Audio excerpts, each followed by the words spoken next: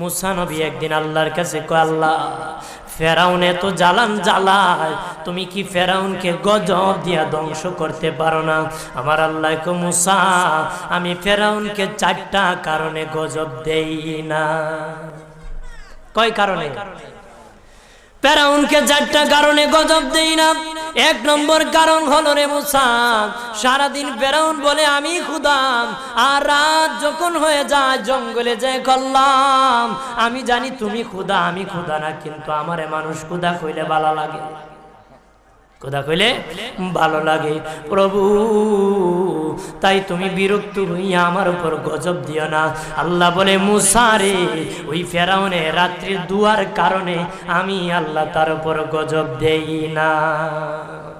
2 নম্বর কারণ হলো, আরে মুসা তোমার মুখে দাড়ি, ফেরাউনের মুখে দাড়ি, তোমার বরণের জুব্বা, ফেরাউনের বরণের জুব্বা, তোমার মাথায় পাগড়ি, ফেরাউনের মাথায় পাগড়ি। আমি যদি গজব দিই, জুব্বার বেজ্জতি হবে, পাগড়ির বেজ্জতি হবে, দাড়ির বেজ্জতি হবে। মুসা রে, ওই জুব্বার পাগড়ির ইজ্জত রক্ষার কারণে আমি আল্লাহ ফেরাউনকে গজব দেই না। 3 নম্বর কারণ হলো, আল্লাহ বলেন, মুসা রে মুসা, 3 নম্বর কারণ হলো, ফেরাউনের বাড়িতে একটা এতিমখানা আছে। প্রতিদিন দুপুর বেলায় এতিমরা ফেরাউনের বাড়িতে মেহমানদারি করে।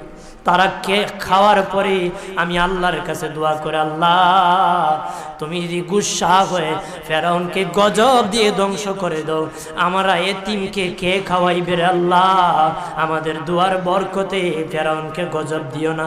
আল্লাহ বলে, মুসা রে, এতিমের দোয়ার কারণে আমি আল্লাহ গজব দেই না।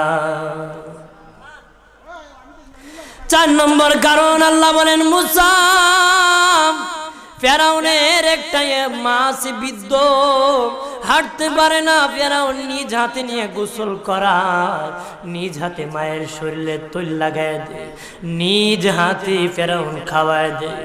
যখন খাওয়ানোর পরে মা বিছানার মধ্যে ঘুমায় যায়, ওই ফেরাউনের মা আমার কাছে 2টা হাত বাড়ায়, আল্লাহ আমার ফেরাউনকে যদি গজব দিয়ে ধ্বংস করে দাও, আমি মায়ের সেবা কে করবে?